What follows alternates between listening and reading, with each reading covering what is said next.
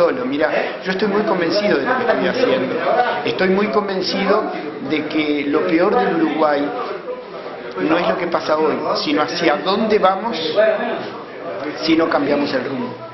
Entonces yo creo que aunque fuera una voz en el desierto, hay que advertir de que el saqueo ambiental, la destrucción del patrimonio, el aumento de la morbilidad y la mortalidad infantil, la irresponsable autorización a fumigar desde el aire con agrotóxicos, la megaminería, sirve a los políticos porque le da movimiento y plata en lo inmediato, pero hipoteca realmente el futuro de nuestros niños y el futuro del país. Sí, voy a hacer un comentario que quizás no corresponde para la concepción que tienen algunos sobre el periodismo, que no debe involucrarse, que debe tener cierta distancia. Te vimos muchos años en Guichón y vos ya hablabas de estos temas en el 2001, 2002, 2003. Me recuerdo claramente lo que fue la invasión de la forestación de los árboles en esa época, en esa región. Sí. Y recuerdo muy bien lo que decías. Y hoy que tenemos, además de árboles, soya, y ahora parece que hay un avance sobre el tema minero. Sí, a mí siempre me dolió porque yo siempre pensé que los palmares de Guichón y todo ese lugar sagrado donde estuvo Melchora, donde estuvo la batalla del Palmar, eran como una reliquia que teníamos que cuidar. Y no simplemente por una razón sentimental, sino porque ahí había una riqueza potencial de ganadería en pastura natural que era muy importante para el país. Y realmente a mí me duele toda la destrucción que se ha hecho. Solo que hoy sigo pensando lo mismo que antes, pero ahora, como diría el esquilador, ahora encontré comparsa. La Unidad Popular es un montón de gente que está pensando como yo siempre pensé, entonces yo me siento muy cómodo en la Unidad Popular. Y como esta gente que viene de la Unidad Popular, viene de distintos grupos políticos, rompiendo con distintos grupos políticos, con grupos del Frente reciente, o como el Partido Humanista, que viene del movimiento social y ambiental, van cargando mochilas de antiguos debates, me propusieron a mí como vocero, porque yo no tengo una historia partidista reciente. Entonces, al no tener sector, digamos, soy más inocente de los últimos debates que ha habido, ¿no?, en el plano partidista. Y entonces me eligieron como representante de todos, lo cual para mí es un inmenso honor. ¿Y cómo se afronta ese desafío? Vuelvo sobre el mismo punto, ¿no?, de tocar a las conciencias del ciudadano uruguayo cuando está en una situación de bienestar que parece innegable, ¿no?, económicamente, con nuevos artículos, muchos de ellos suntuarios, pero bueno, también han avanzado en el tema vivienda. Podemos marcar los avances y los accesos a los derechos, y en ese panorama, ¿cómo lográs que un ciudadano tenga conciencia que se puede perder el bien principal, o los bienes principales, el agua, la tierra y el aire? Mira, vos sabés que el país tiene en ese sentido situaciones totalmente diversas. Es decir, hay un montón de gente que vivió siempre en el campo y que fue expulsada en los últimos años, y no está viviendo también. Fíjate que en 10 años de gobierno frente amplista fueron expulsadas 10.000 familias del campo, todas con predios menores de 100 hectáreas, productores de alimentos, y percibís claramente cómo ha subido el precio de los alimentos. O sea que en ese sentido la gente no está conforme con la situación. La gente está, por otro lado, muy asustada con el tema del vandalismo, la violencia social y la delincuencia.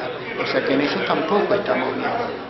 En tercer lugar, a pesar de que las cifras oficiales dicen que bajó la pobreza y la indigencia, la gente percibe, sobre todo si vive en Montevideo, que hay más gente en situación de calle y más indigencia y más miseria.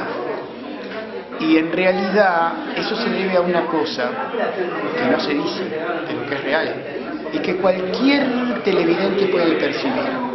Una muchacha con formación terciaria de un hogar que todavía le puede bancar eso, no se embaraza hasta los 28 o 29 años de edad. Y después, cuando forma pareja, el promedio es un hijo por pareja, por todos los que no lo tienen. Una gurisa de asentamiento se embaraza a los 13 y sigue teniendo hijos y hijos e hijos.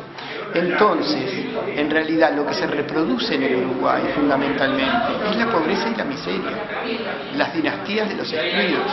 Y eso es lo que no dicen las cifras oficiales, pero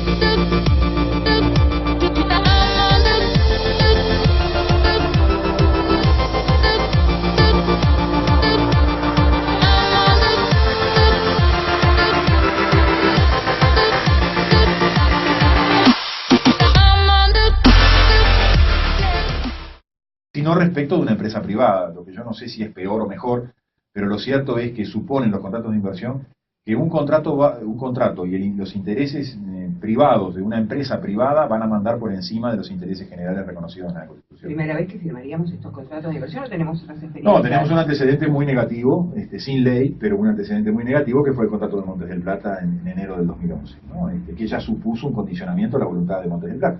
Hoy estamos condicionados que si hoy cualquier legislación que a Montes del Plata, como lo ocurrirá con Aratirí si firma el contrato, cualquier legislación que a futuro, después de firmado el contrato, perjudique los intereses económicos de Montes del Plata o de Aratirí, la empresa tiene un derecho de indemnización que va a ejecutar no en el territorio nacional, sino frente a un mecanismo privado de arbitraje llamado CIADI en el extranjero, como está ocurriendo con Philip Morris. Philip Morris resultó perjudicada por una legislación que pretendía proteger el derecho a la salud pública y puso por delante del derecho a la salud pública el derecho mercantil, su derecho a una marca, y hoy nos está complicando la vida en un tribunal arbitral extranjero.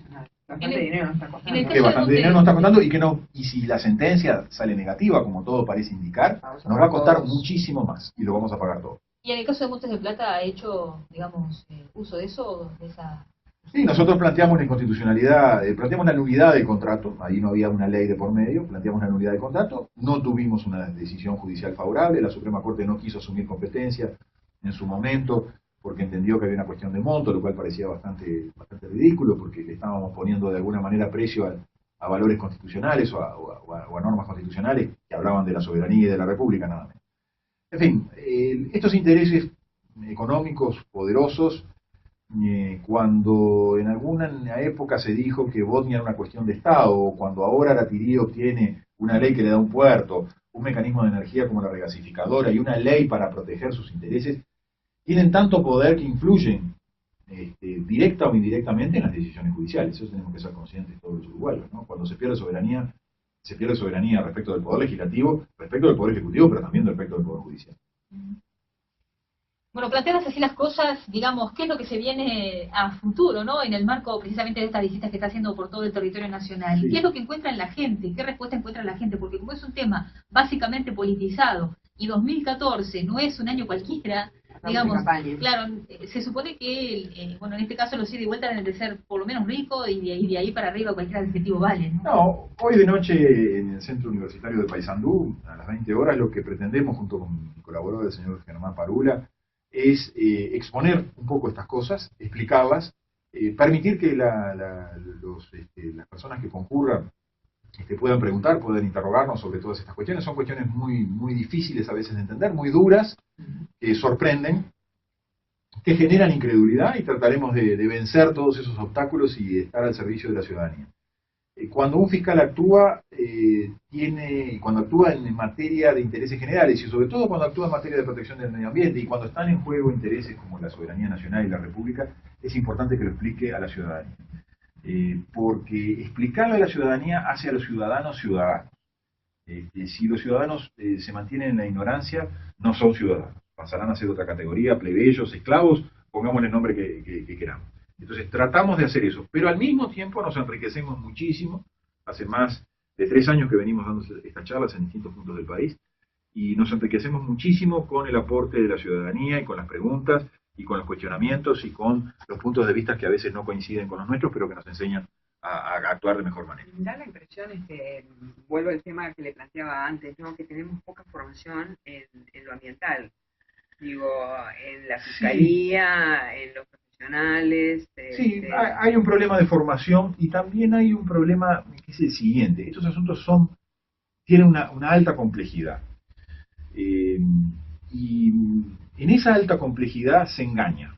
Se aprovecha para engañar y para inducir en error a mucha gente. Pero sus conversaciones, por ejemplo, van abogados. Todo público en general. Público en general. Público en general, además de ciudadanos o vecinos cuando que digo tienen la público en problemática general, en la esquina de la casa. Por supuesto. Porque veo que generalmente las personas que se mueven, acá tuvimos un problema de residuos hospitalarios, se movieron los vecinos de los residuos hospitalarios. Sí, por supuesto. Es que son el tema de Aratirí movió a la gente que iba a ser afectada y bueno, después a de ese alguna público, manera a ese atendemos a público todos. y sobre todo a aquel público que no tiene conocimientos para expresar una opinión, para saber de qué se está hablando, es al cual nos dirigimos, en especial a ese público, no al público que está más empapado, como bien dice usted, de estos temas, sino a aquel público que quiere saber de estos temas. Y yo siempre insisto con esta idea que en su momento la manifesté a un grupo de vecinos. En estas cosas, el pellejo que está en juego es el pellejo de cada uno de nosotros. Y cuando digo pellejo me refiero a la salud de nuestros hijos y a la salud propia. Entonces, cuando estas cosas son de interés general, y por algo la Constitución dice que la protección del ambiente es de interés general, no está bromeando. Nos está invitando a que participemos, a que tratemos de informarnos y entender lo que está pasando. Si no lo hacemos, estaremos otorgando un consentimiento a la destrucción del ambiente. Ahora, eso pasa en el ciudadano en general, pero también pasa en las grandes esferas. De hecho, la decisión que tomaron hacia su situación hoy, administrativamente hablando, requiere de otro tipo de pensamiento. ¿Por qué se tomó? ¿Como una forma de presionarlo, de quitarlo del medio para que estas cosas no se hablasen? En parte sí, en parte porque hablar de estas cosas supone mostrar cómo un fiscal tiene que actuar, es decir, cómo un fiscal tiene que actuar de acuerdo a la obligación de actuar independientemente. Mostrar o que aparezca un fiscal que actúa independientemente significa enseñar a la ciudadanía de la importancia que tiene que los fiscales sean independientes. Si un fiscal enfrenta intereses poderosos, se enfrenta al Estado, como es su deber en materia de protección del medio ambiente, se le enseña a la ciudadanía de la importancia que tiene la independencia. En tiempos que se quiere eliminar la independencia de los fiscales, porque hay un proyecto de ley que pretende someter a los fiscales a instrucciones, con los cuales los fiscales de independientes pasarán a ser dependientes de un poder único, que no sabemos en manos de quién va a estar, pero que indudablemente va a depender del gobierno de turno, con lo cual las decisiones judiciales van a depender del gobierno de turno, ¿no? Lo cual lleva a la destrucción de la separación de poderes y al regreso al poder único, al poder absoluto, al poder despótico.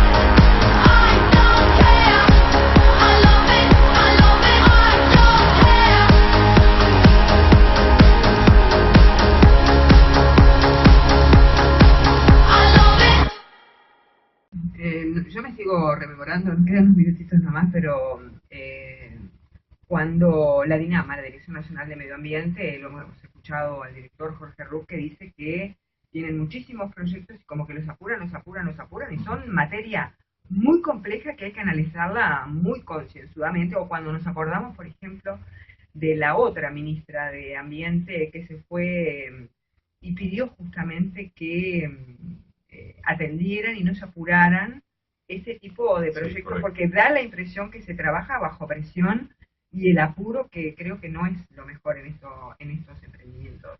Sí, se trabaja bajo presión por una sola circunstancia. El Estado se ha vuelto socio de estos emprendimientos. Se volvió socio de Bodnia, se volvió socio de Montes del Plata y es socio de Aratirí. La prueba de que es socio es que existen contratos de inversión. Los contratos de inversión son eso. Son contratos por los cuales el Estado pasa a ser un gestor de estas inversiones. Hay quienes están hablando hoy, incluso a nivel de estados tan importantes como Estados Unidos, de que estamos ante un fenómeno de estados contratados, o de estados alquilados, o de estados arrendados. Es decir, estos grandes intereses económicos arriendan los servicios de un Estado para obtener todos los permisos y todas las autorizaciones, incluidos los permisos y autorizaciones ambientales. Con lo cual, la confiabilidad, la objetividad de esas autorizaciones ambientales se destruye. Ahora, ¿qué pasa en el Parlamento, que es donde estamos representados todos y donde aparentemente debería de ser el ámbito de debatir estos temas? Donde Sí, estamos correcto. hablando de temas tan centrales, donde están comprometidos justamente la calidad de la vida de los uruguayos. Sí, no se debaten estos temas. Muy esporádicamente usted encuentra discusiones sobre lo que significan los contratos de inversión, por ejemplo. ¿Podría ser la campaña electoral esta que estamos meter en la agenda estos Por temas? supuesto, debería ser, porque eso nos termina, si seguimos firmando contratos de inversión, ya no nos podemos llamar una república o un Estado soberano. Fíjese de la importancia que tendría eso. Pero ni en el ámbito parlamentario, ni en el ámbito sindical, ni en el periodismo grande de Montevideo, ni en la academia universitaria se habla de estos temas. ¿Qué quiere decir? En la universidad, por ejemplo. En la universidad, por supuesto, no se habla de estos temas. No estamos formando, entonces. No solo no estamos formando, sino que no estamos debatiendo y poniendo los problemas delante de la mesa. Esto es sumamente grave, porque el que calla otorga. Entonces, es una forma de otorgar consentimiento a cosas a las cuales no deberíamos otorgarle consentimiento, o al menos deberíamos discutirlas y debatirlas. Yo creo que hace falta sinceridad. Si el camino del país es someterse a los intereses de determinadas empresas privadas, porque es la única forma de sobrevivir, bueno, hay que decirle a la ciudadanía, esa es la única forma de sobrevivir. Pero nadie habla, y nadie habla porque hay intereses económicos muy, muy poderosos, porque hay miedo también, vamos a decir la verdad. Estos intereses económicos ejercen poder, y cuando ejercen poder en forma, no diría violenta, pero sí con alta ejecutividad, se mueven como estados. Estas grandes empresas se mueven como cuasi estados. Ustedes basta verlas cómo se manejan. Usted decía los grandes medios de Montevideo, por ejemplo. Sí, los sindicatos. Vea usted a ver si algún sindicato habla de los contratos de inversión. No habla de los contratos de inversión. Sin embargo, los contratos de inversión suponen colonialismo. Colonialismo del más sutil, no colonialismo mediante las armas como en el pasado, sino colonialismo mediante contratos, mediante documentos jurídicos. De eso no se habla. No se habla, y yo insisto en hablar de esos temas. En algún momento planteé ir a hablar a algún ámbito gremial y no hubo interés. ¿Y usted por qué cree que hay algún interés económico sí, que paga silencio? Yo no sé si paga silencio, pero paga a veces con algunas miserias, ¿no? La necesidad de trabajo muchas veces condiciona la voluntad de los gremios. Por eso a veces es relativo cuando los gremios se pronuncian respecto de determinados temas. Yo tengo mis serias objeciones cuando se pronuncian los gremios sobre temas de política nacional. Pero vaya que si este es un problema grave y de política nacional y sobre el cual deberían pronunciar.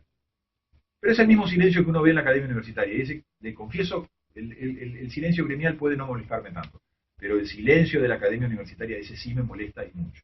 Porque cuando yo fui a la facultad, estas cosas se debatían y se discutían y se sostenían posiciones absolutamente radicales, algunas de las cuales yo compartía y otras de las cuales no compartía. Hoy no se habla. No hay debate. Y hay una avidez de conocimiento de los estudiantes que me consta que existe. Los estudiantes quieren tomar conocimiento porque es la realidad, es lo que se viene, es el futuro.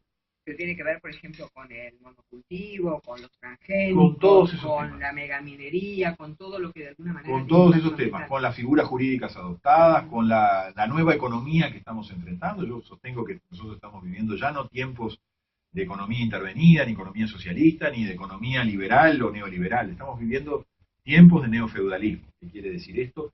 Tiempo en el cual el Estado es un señor feudal más que se sienta en una mesa a pactar con Montes del Plata, con Botnia, con Anatirí, con Tenfield. Y ahí es donde se decide la vida de todos nosotros. Este tipo de Pero empresas digo, en el financia ámbito campaña político electoral. sabemos que pueden ejercer presiones desde el ámbito empresarial o desde, en este caso desde el sector privado. Pero la academia está presionada ¿por qué? ¿O por cuáles factores? Para no debatir estos temas en ese ámbito. Y mire, generar un futuro, digamos, de masa crítica. Yo le puedo dar algún ejemplo. Yo sé que hay determinadas cátedras de la Facultad de Ingeniería que trabajan para Montes de Plata o trabajan para Botnia. También le puedo decir que la Facultad de Ciencias en algún momento hizo algunos informes respecto al tema del agua y con respecto a otros temas, y que de buenas a primeras empezó a callarse sobre los temas ambientales. Le puedo decir que en la Facultad de Derecho, me consta, no se habla de estos temas de los contratos de inversión. Entonces, cuando hay intereses económicos que ponen las reglas, las ponen para todos. Y si no empezamos a enfrentar esos intereses económicos, vamos a ser sometidos, la voluntad de ellos es la que va a mandar en el territorio nacional y no va a ser la voluntad democrática de nosotros colocando el voto en una